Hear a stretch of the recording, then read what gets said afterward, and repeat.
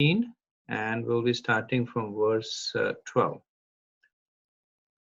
So we will start with our Mangalacharan prayers. Om Namo Bhagavate Vasudevaya. Om Namo Bhagavate Vasudevaya. Om Namo Bhagavate Vasudevaya. Narayanam Namaskrityam Naram Cheva Narottamam Devim Saraswatim Vyasam Tato Jaya Udirayet Nashtaprayeshu Bhadreshu Nityam Bhagavata Sevaya Bhagavatar Bhaktir Uttam Bhagavata Uttam Shloke Bhaktir Bhavatir Naishtiki Om Agyantimirandasya Jnananjana Shalakaya Chakshurunmilitam yena tasmai Shri Gurave Namaha.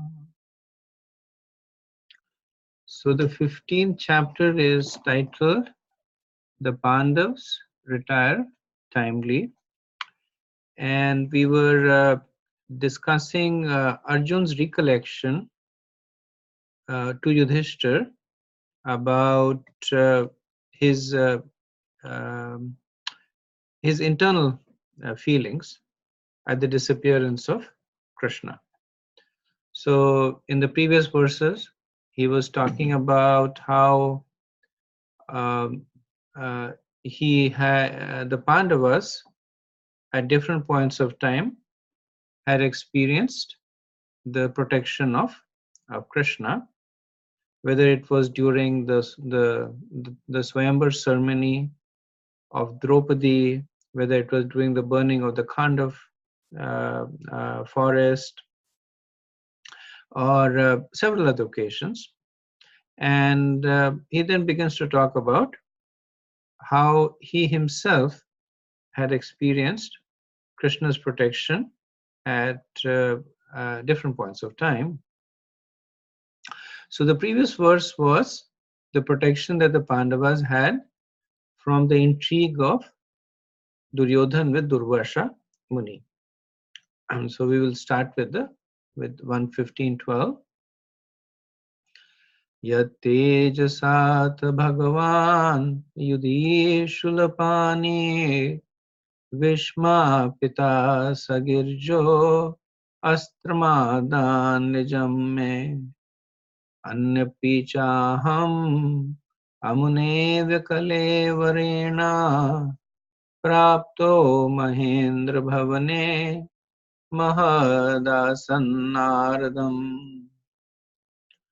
It was by his influence only that in a fight I was able to astonish the personality of God, Lord Shiva, and his wife, the daughter of Mount Himalaya. Thus he, Lord Shiva, became pleased with me and awarded me his own weapon. Other demigods also delivered their respective weapons to me. And in addition, I was able to reach the heavenly planets in this present body and was allowed a half-elevated seat. So the particular pastime that he is referring to is his battle with Lord Shiva. That when they were in the forest, Arjun was once hunting a boar, and when he shot the arrow at the boar, there was a tribal from the forest who was actually Lord Shiva in disguise, who wanted to check or test the prowess of Arjun. He had also shot an arrow, and he claimed that it was his arrow that had killed the boar. And Arjun was angry. And he was saying that that you do not know who I am, and I'm the foremost of the archers, the student of Dronacharya. So ultimately, it led to a fight between Arjun and Lord Shiva in disguise. And Lord Shiva, of course, during several times in the battle, he continuously defeats Arjun, till the point that Arjun finally understands that he is fighting with none other than Mahadev himself. And at that time, he immediately surrenders to Lord Shiva.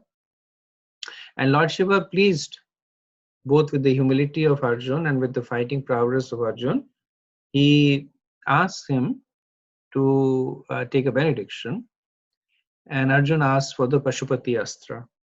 So there is no record of Arjun ever using the Pashupati Astra, but he did ask of him. The Pashupati Astra is considered to be even more powerful than the Brahmastra. But as I mentioned, there's no record of Arjun using this powerful weapon. Now, earlier on, when the burning of the Khanda forest was going on, then Indra was defeated by Arjun, and Indra was actually happy that he was defeated by his own son. So he offers him many weapons, but he says that you will get them when you get the mercy of Lord Shiva. So that's why Arjun says over here, then he says then the other demigods also gave their weapons because they were waiting for this benediction to come true. So at this point, Arjun also, he goes in his own body to the heavenly planets, and he spends 1 year over there. And during that year, he says that I got a half elevated seat. So the acharyas said that Arjun took a half elevated seats because of deference to the demigods. So he was half as elevated as the seat was half as elevated as that of the demigods, out of humility. Vishwanath Chakravarti Thakur gives a slightly different meaning, and he says the half elevated seat actually means that he shared half the seat of Indra, because Indra was so affectionate towards Arjun and he was proud of him as his own son, that his own seat he shared with Arjun. Prabhupada in the purport, he makes some important preaching points. So one point he makes is that when Krishna is pleased, then all the devas are pleased. That because Krishna was merciful on Arjun, Lord Shiva was merciful, Indra was merciful, and all the other demigods were merciful. However, the opposite is not true. And he gives the example of Ravan, who had received benedictions from Lord Shiva, but yet Lord Shiva could not protect him when Lord Ram killed him. The same similar situation is in the case of Banasur, in his case, actually Lord Shiva personally came to fight on behalf of Banasur, because Banasur had taken that benediction and he could not protect him against Krishna. A similar example is that of Takshak. The Takshak was protected by Indra. He was not killed, but Krishna had no compunctions in looking to kill him when they were burning the Khanda forest. So when one satisfies Krishna, then all the devas are satisfied. But when satisfies the devas, there is no guarantee that Krishna will be satisfied. The other point Prabhupada makes is that the fact that Arjun was able to enter into the heavenly kingdoms with his own body indicates that they are also material and very similar to what we have over here, but simply in a different planet. And then Prabhupada says that entry into these planets is invoked by piety, karamkand, or by bhakti. It's not possible by any mechanical means. So Arjun was able to enter because he was invited by Indra. But really speaking, Arjun was able to enter because he was a devotee of Krishna. Okay, so the next set of verses are mostly pastimes from Mahabharata, and I won't go into them with as much detail. Srila Prabhupada in the purport, he uses the opportunity to give a brief character sketch of the characters or give a brief description of the incident. I'll describe it briefly also, but I would recommend that you read Srila Prabhupada's purport for more details. So verse 13. Tatreva mi virato bhujadandayugmam gandhi valakshanam arati vadhaya deva sendrashritayad anubhavitam ajmidaha tenaham madhyamushita purushena bhumana. When I stayed for some days as a guest in the heavenly planet, all the heavenly demigods, including King Indradev, took shelter of my arms, which were marked with a Gandhi bow to kill the demon named Nivatkavach. O King, descendant of Ajamid, at the present moment I am bereft of the Supreme Personality of Godhead, by whose influence I was so powerful. So this verse indicates a slight change in the mood. That so far Arjun was talking about how Krishna was protecting him. Now he's talking about how Krishna is empowering him to protect others. So that is the extent of protection that Krishna extends to his devotees, that they become qualified to protect even others. And who is the others in this case? So it's none other than Indradev himself, the king of the demigods and the devas. So the Nivat Kavachas are a race that lived in the depth of the ocean, and they had received by austerity. So he says the person, so the chief of the Nivat Kavacha is also by the same name. So there is a person and there is a whole race of people, and by their austerity they had received benediction that Indra or the demigods could never harm them. So that's why they had a lot of impunity. Indra could not touch them, but he was constantly worried about them because they were very, very powerful and they were completely ignoring his authority. So when Arjun, he's leaving the Svarglok, as a parting, as a thank you note, Arjun asks him for some service, and Indra gives him the service, and Arjun, of course, he descends into the ocean, and he then strings his Gandiv, and then he sounds the Gandiv bow, and the Nivat Kavachas were very, very powerful demons. They come, and Arjun not only kills the chief, but he annihilates the entire race. So he's saying that I became so powerful mainly because of the empowerment that was given to me by Lord Krishna. And then he says that all this was possible yad anubhavitam. So by taking powers from Krishna. So we see Arjun's strong mode of dependence on Krishna. That so far he has never taken any personal credit. So even for things in which Krishna was not personally present, like when he pierced the eye of the fish at Swayambar, Arjun had not even met Krishna at the time, but he was still giving all credit to Krishna.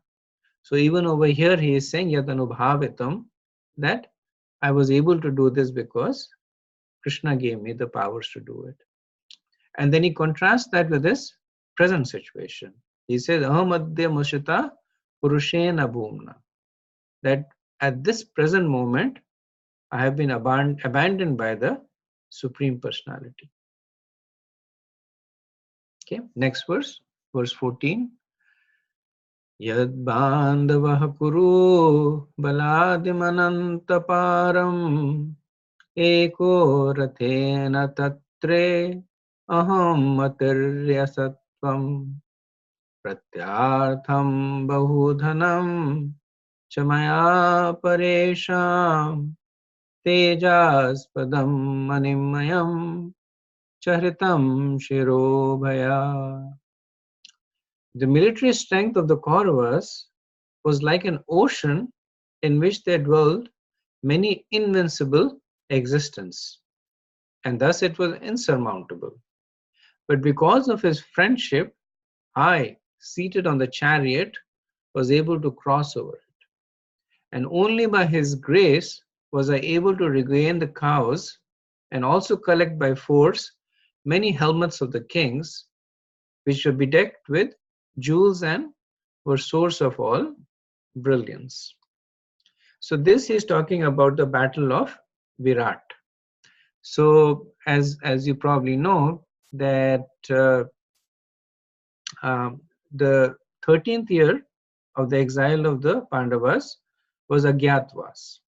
The understanding was that they would be in hiding, and if they were discovered at the time, then they would have to uh, uh, do another period of exile.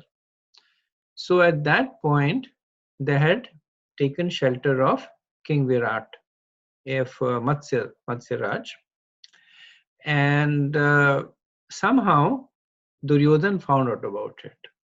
So somehow there's another pastime of Kichak, that there was a very powerful Senapati called Kichak, and he became very lusty towards Draupadi. So he started making many advancements towards her, and then Draupadi finally invited him to meet her in the Natyashala at night time. So he came there expecting a tryst, but actually Bhima was there, and Bhima killed Kichak. So when the news of the death of Kichak reached Hastinapur, then Kichak was famous for his strength. And then Duryodhan, he correctly summarized. So he said that there are only 3 people who are capable of killing Kichak. So he said there is Bhim, there is Karna, and there is me. And I know I haven't killed him. Karna has told him he has not killed him, so it has to be Bhim. So in order to flush out the Pandavas, they stole the cows from the kingdom of Virat. And stealing of cows, because cows was considered to be the wealth of the kingdom, it led to a battle.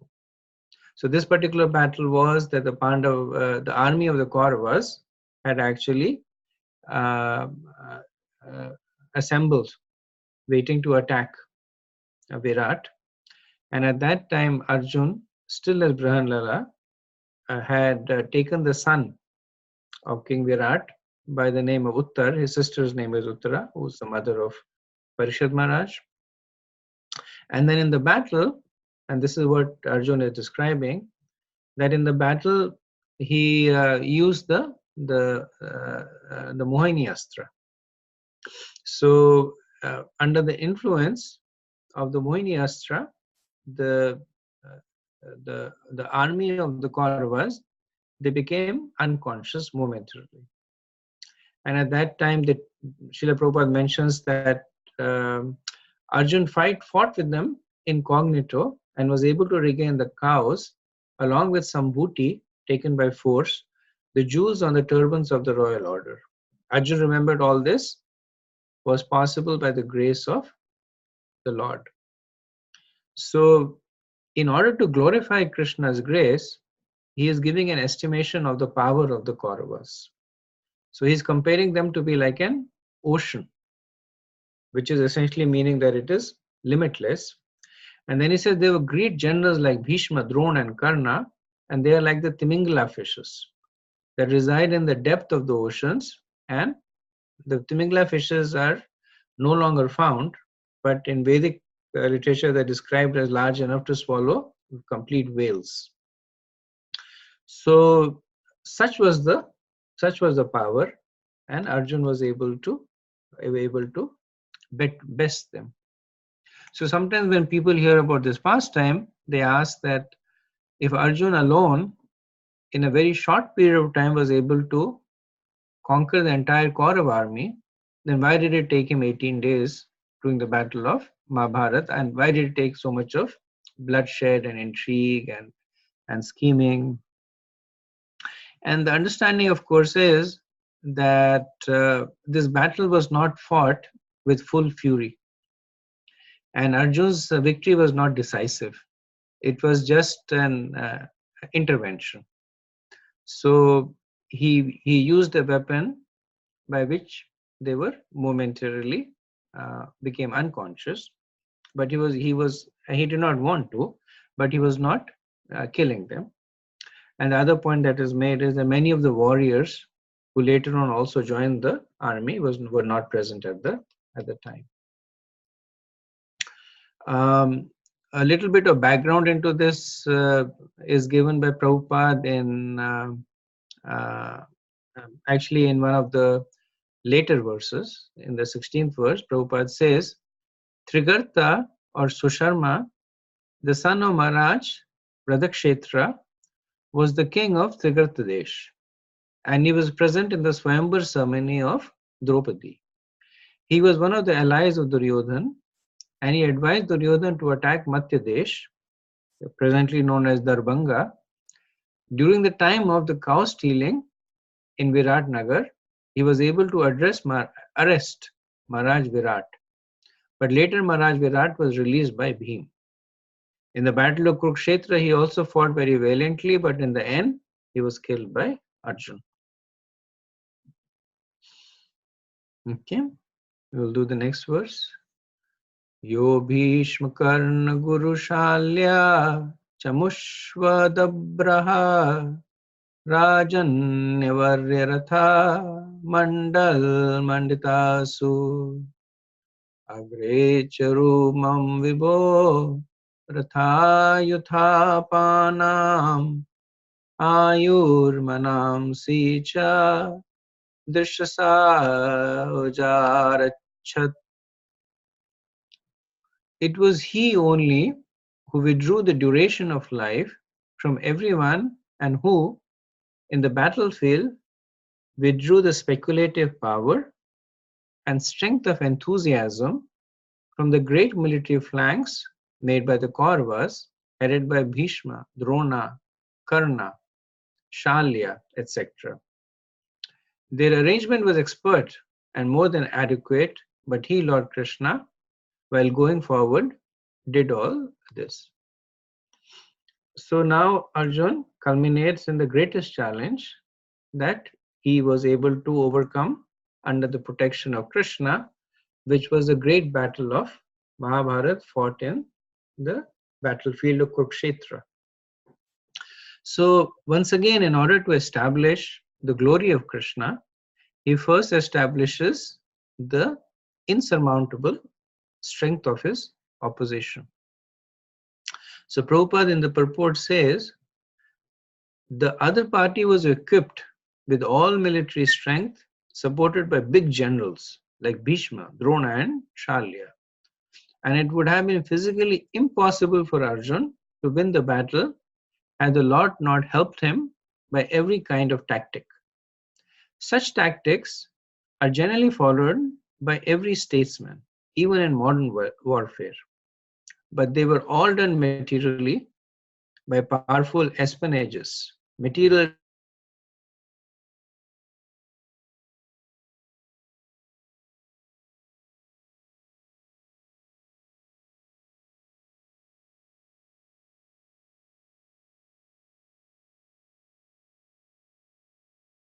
of the devotional service to the Lord. So, in the commentary on this verse, Vishwanath Chakravarti Thakur, he actually says that Arjun is not only talking about Krishna's mercy in terms of protection on him, he's actually appreciating Krishna's mercy at a much deeper level. The Krishna's mercy was not only extended to him, but it was also extended to those who were inimical to Krishna. So he is glorifying the causeless mercy of Krishna. So Vishnu Chakravarti Thakur, he gives alternate meanings to the words. So he says what Arjun is saying, that by his inconceivable influence, he took away Arachat, their prarabdha karma, their ayu. So one's ayu is life. So once when one has a material body, it is an indication of prarabdha karma. So he is saying that by his arachat, by his influence, he took away the prarabdha karma. Then by his beauty, he stole their minds, manamshi. By showing his great prowess, he took away their enthusiasm to fight, characterized by sharpness of mind, sahas. By his glance,